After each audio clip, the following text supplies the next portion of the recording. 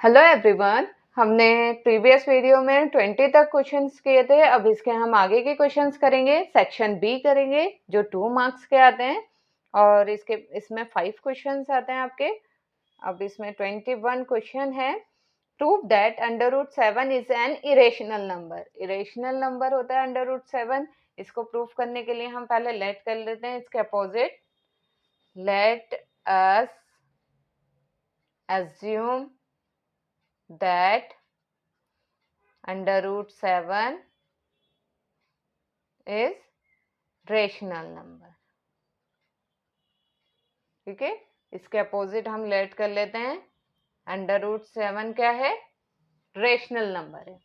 अगर ये rational number है तो देयरफॉर √7 किसके इक्वल होगा? a/b के, जहां पर a और b क्या होते हैं? a and b are coprime. ठीक है, a और b क्या होते हैं?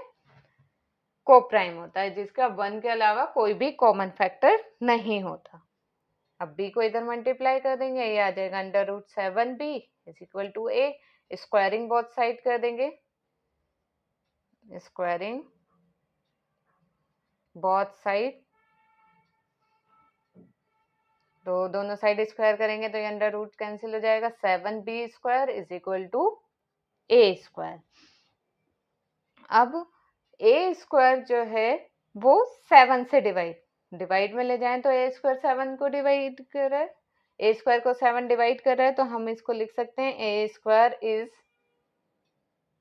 Divisible by 7। a is also divisible by 7। ठीक है, a² 7 से डिवाइड हो रहा है तो a भी 7 से डिवाइड होगा।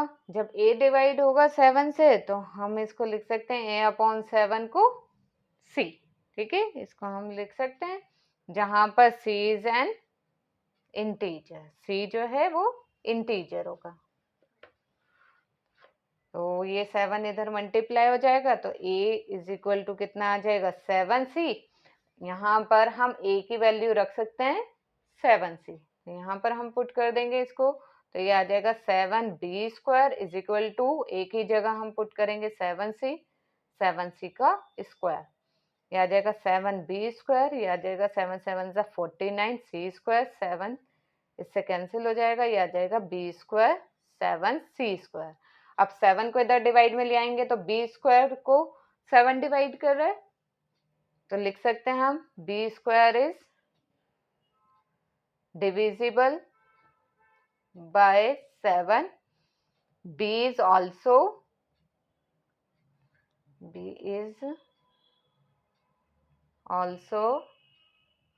Divisible by 7।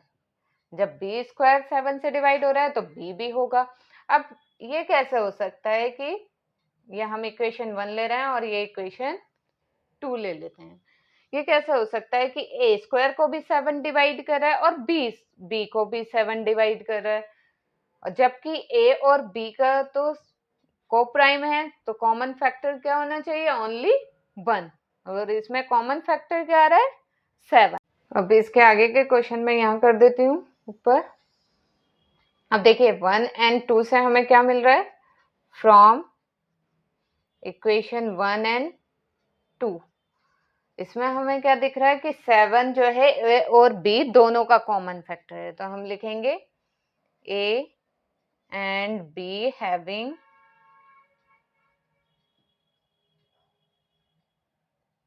कॉमन फैक्टर 7, जबकि a and b क्या था?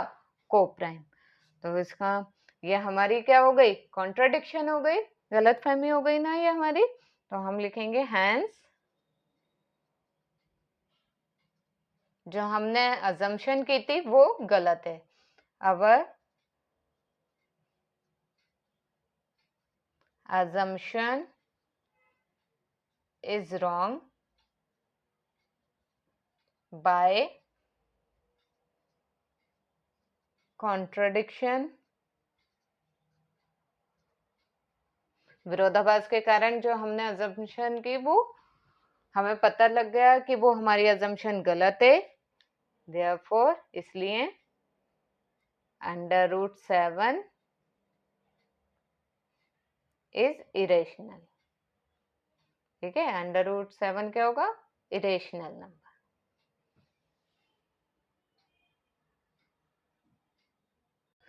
अब क्वेश्चन नंबर 22 है, the incircle of triangle ABC touch the sides BC CA and AB at DEF respectively. Question में कह रहा है जो सर्कल है वो ABC ट्राइंगल के अंदर है और BC पर D पॉइंट पर ये टच कर रहा है, AC पर E पॉइंट पर और AB पर F पॉइंट पर।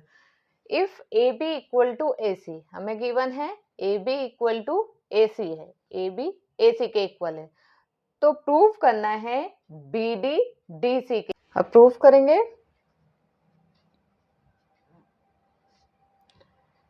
देखिए प्रूफ में अब हमें ये पता है कि जो टेंजेंट्स होती हैं, ये हमें टेंजेंट्स दिख रही हैं, इसकी टेंजेंट्स जो होती हैं एक्सटर्नल पॉइंट से जो टेंजेंट्स ड्रॉ होती है सर्कल पे, उनकी लेंथ इक्वल होती है।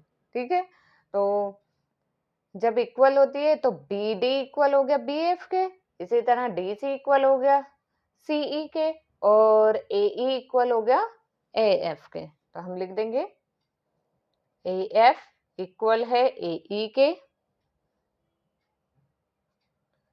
टेंजेंट्स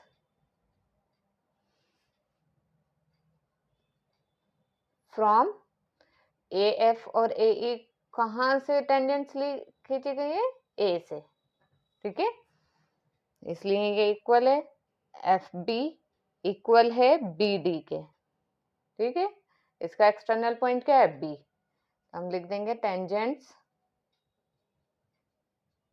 फ्रॉम B, या फिर आप पूरी स्टेटमेंट भी लिख सकते हैं, tangents from an external point to a circle are equal, या फिर इस तरह से भी लिख सकते हैं। अब है हमारा DC इक्वल है EC के, टेंजेंट्स फ्रॉम C। ठीक है, अब ये हम ले लेते हैं इक्वेशन 1, 2 एंड 3। इक्वेशन 1, ये 2 एंड ये 3। एड 1, 2 एंड 3, तीनों इक्वेशंस को हम ऐड कर देंगे, तो ये एक साथ ऐड हो जाएगा और ये एक साथ, तो AF plus FB plus DC equal to AE plus BD plus EC। अब ये देखिए AF और FB मिलकर क्या बन गया? AB plus DC। इसी तरह से यहाँ पर क्या है? AE और EC, AE और EC क्या बन गया? AC plus BD। अब ये तो है AB प्लस DC और AC हमें बता रखा है AB के इक्वल है, तो AC को हम AB लिख सकते हैं क्योंकि ये हमें गिवन दे रखा है BD। अब AB दोनों साइड है, ये कैंसिल हो जाएगा, तो हमारे पास आ गया DC इक्वल टू BD, और यही हमें प्रूफ करना था। लिख देंगे हैंस प्रूव्ड। अब क्वेश्चन नंबर 23 है, इन फिगर, हमें ये फिगर गिवन दे रखी है, in figure if EF parallel DC parallel AB, EF parallel है DC के और पैरेलल है AB के, तो हमें प्रूफ करना है AE अपॉन ED इक्वल है BF अपॉन FC के। अब कैसे प्रूफ करेंगे? देखिए उसके लिए हम क्या करेंगे, यहाँ पर एक कंस्ट्रक्शन कर लेंगे। ठीक है, क्योंकि ये ट्राइंगल बन गया, ट्राइंगल में तो हमें पता होता है कि अगर ये इसके पैरेलल है तो इनका रेशियो इक्वल होगा, तो हम यहाँ पर हमने कंस्ट्रक्ट कर ली, इसको मैं पॉइंट को नाम दे देती हूँ G। तो लिख लेते हैं let us join AC to intersect EF at G। ठीक है, हमने ये जो लाइन ड्रॉ करी है उसके हमने लिख लिया कि हमने AC को ज्वाइन करा है EF से इंटरसेक्ट करते हुए G पॉइंट पर। ठीक है, नाउ अब ये ट्राइंगल आ गया। इन ट्राइंगल ADC में, ADC में हमें क्या मिल रहा है, EG पैरेलल होगा DC के। जब EF पैरेलल है DC के तो EG भी पैरेलल होगा DC के।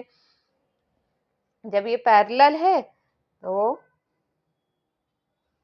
AE अपॉन ED इक्वल होगा AG अपॉन GC। ठीक है, ये हम ले लेंगे इक्वेशन 1। इसी तरह से सिमिलरली इन ट्राइंगल, अब ये वाला ट्राइंगल ले लेंगे। ठीक है, इसमें GF पैरेलल होगा AB के। इन ट्राइंगल CAB, इसमें CG upon GA, CG upon AG equal है CF अपॉन BF में। ठीक है, अब देखिए हमें इसके जैसा चाहिए AG अपॉन GC, ताकि ये कैंसिल आउट हो जाए। तो इसके लिए रेसिप्रोकल कर लें। रेसिप्रोकल करेंगे तो ये आ जाएगा AG upon CG BF upon CF।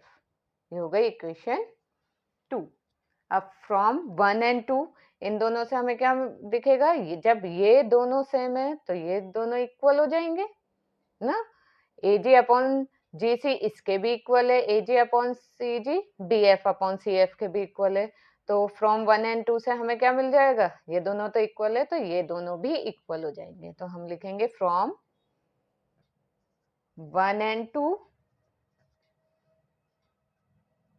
AE upon ED equal है BF अपॉन CF के।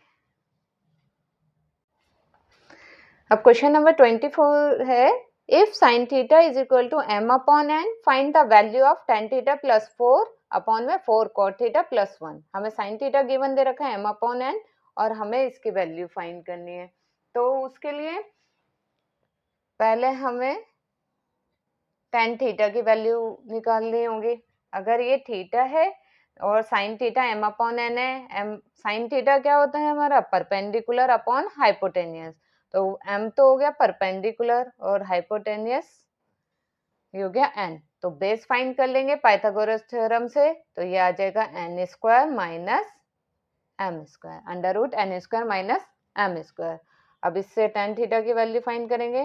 tan थीटा क्या होता है हमारा, tan थीटा होता है परपेंडिकुलर अपॉन बेस। तो tan थीटा क्या हो जाएगा, परपेंडिकुलर मतलब m अपॉन बेस, बेस क्या है under root n square minus m square. इसी तरह से cot थीटा फाइंड कर लेंगे। cot थीटा क्या होता है, cot थीटा क्या होता है हमारा, tan थीटा का अपोजिट मतलब b अपॉन p। तो ये हो जाएगा under root n square minus m square upon m। ठीक है, अब ये वैल्यू इसमें पुट कर देंगे। तो tan थीटा की जगह हमें रखना है m upon n square minus m square plus 4। अब ये आ जाएगा 4 cot theta plus cot theta की जगह भी वैल्यू पुट कर देते हैं। ये आ जाएगी under root n square minus m square upon m। अब ये एलसीएम ले लेंगे, ऊपर एलसीएम लेंगे तो ये आ जाएगा n square minus m square. अब n square minus m square ये कैंसिल हो जाएगा, ऊपर क्या आएगा m प्लस ये इससे 4 से मल्टीप्लाई हो जाएगा तो ये आ जाएगा n square minus m square. अब इसी तरह से नीचे वाले में भी एलसीएम ले लेंगे। नीचे वाले का एलसीएम क्या आएगा m। अब m से m कैंसिल हो गया, ये तो एज इट इज आ जाएगा 4n square minus m square plus ये m इससे मल्टीप्लाई हो जाएगा, ये आ जाएगा m। ठीक है, अब देखिए इसको हम मल्टीप्लाई में ले जाते हैं, ये m plus 4n square minus m square upon में n square minus m square, यही आया मल्टीप्लाई। जब मल्टीप्लाई में लेकर जाएंगे इसको तो ये रेसिप्रोकल हो जाएगा, m ऊपर आ जाएगा और नीचे आ जाएगा 4n square minus m square plus m।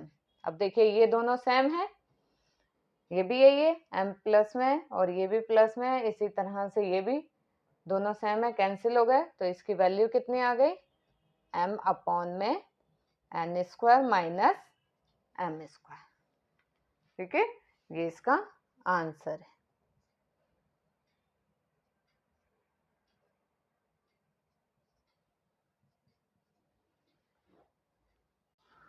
Question number 24 में और में एक क्वेश्चन हमें दे रखा है, prove that sine theta upon 1 plus cos theta equal है 1 minus cos theta upon sine theta के। तो पहले हम लेफ्ट हैंड साइड ले लेते हैं, left hand side sine theta 1 plus cos theta.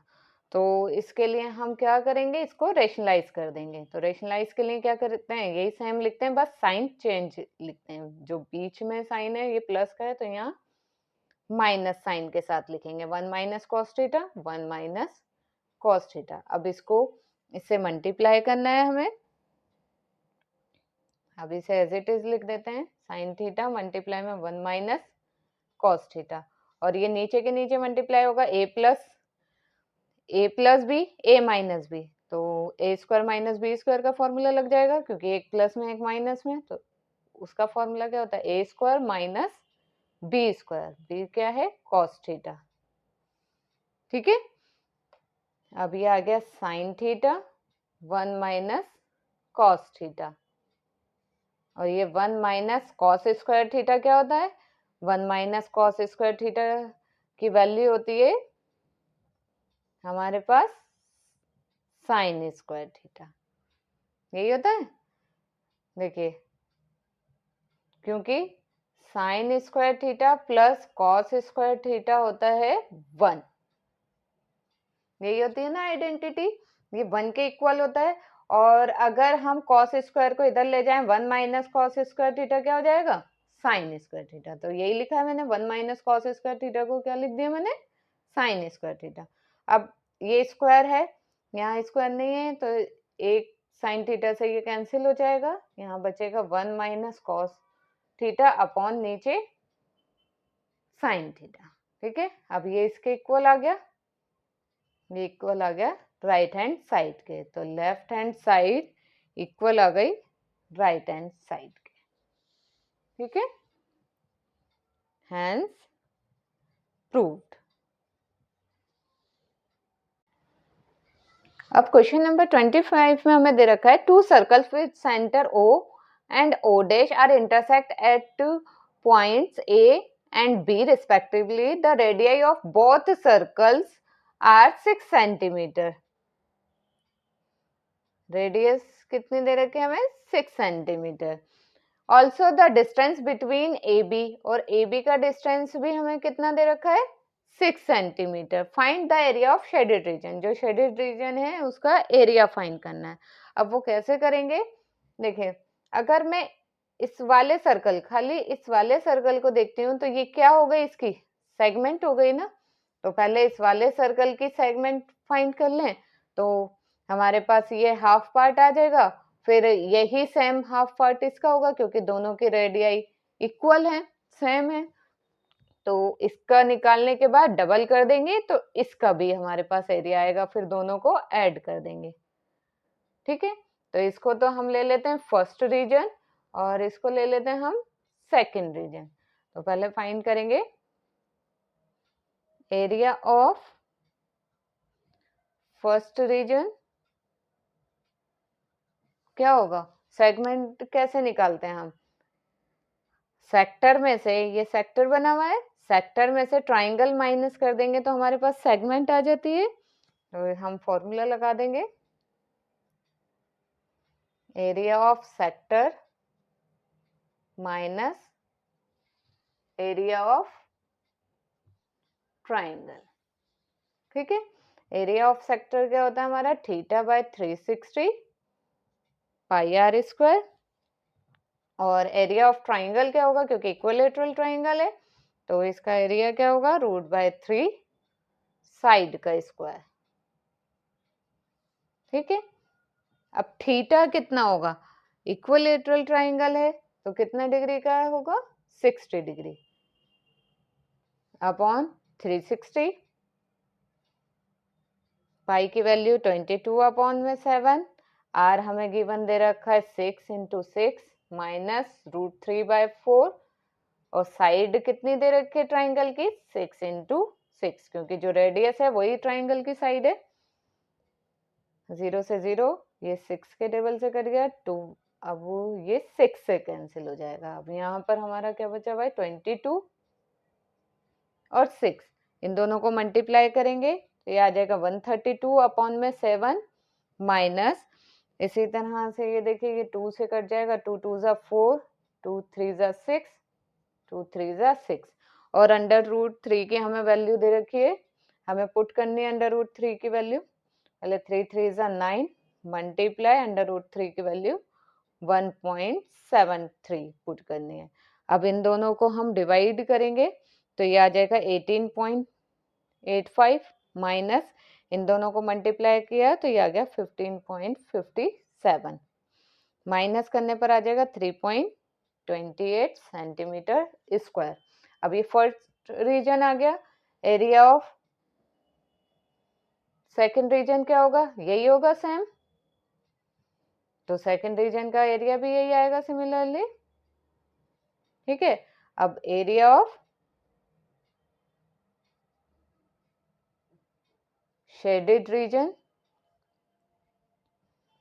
Shaded region क्या हो जाएगा, इन दोनों को ऐड कर देंगे, 3.28 प्लस 3.28, तो ये आ जाएगा हमारे पास 6.56 सेंटीमीटर स्क्वायर।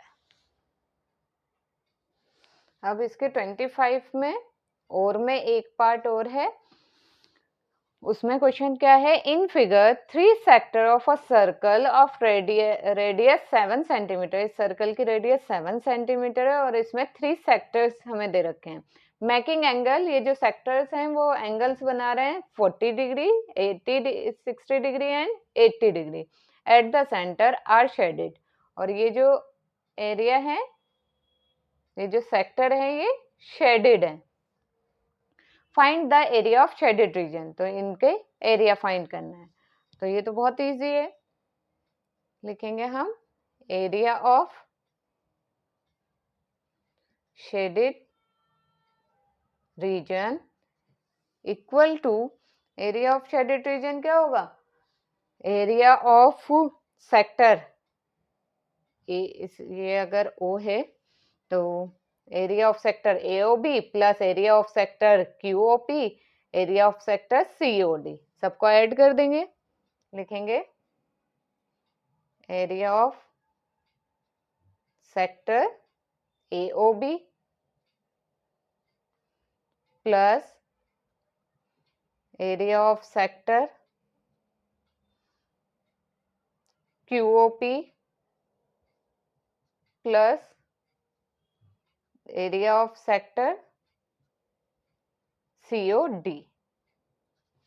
ठीक है, तीनों को ऐड कर देंगे, एरिया ऑफ सेक्टर AOB क्या होगा, थीटा बाय 360 पाई, देखिए आर तो सबका सेम है इसलिए थीटा को थीटा 1 ले लेते हैं, theta 1 by 360 pi r square, theta 2 by 360 pi r square plus theta 3 by 360 pi r square. अब जो कॉमन है ले लेते हैं, तीनों में पाई आर स्क्वायर अपॉन 360 ये कॉमन है, अंदर बचेगा theta 1 plus theta 2 plus theta 3। अब वैल्यू पुट कर देंगे, 22 अपॉन में 7 और ये मल्टीप्लाई में इक्वल टू 1/360 भी है ना, ठीक है। और आर स्क्वायर, आर कितना था हमारे पास 7 × 7। इसी तरह से थीटा, थीटा है हमारे पास, थीटा 1 है 80 प्लस थीटा 2 है 60 प्लस थीटा 3 है 40 डिग्री, ठीक है। अब इसे सॉल्व कर देंगे, 7 से 7 कैंसिल हो गया, ये कट जाएगा 2 के टेबल से, ये आ जाएगा 180 डिग्री, ठीक है। और अब 11 को 7 से मल्टीप्लाई करेंगे, ये आ जाएगा 77 अपॉन 180 इंटू, ये कितना आया ऐड करने पर 180, 180 से 180 कैंसिल हो गया, ये आ गया 77 सेंटीमीटर स्क्वायर।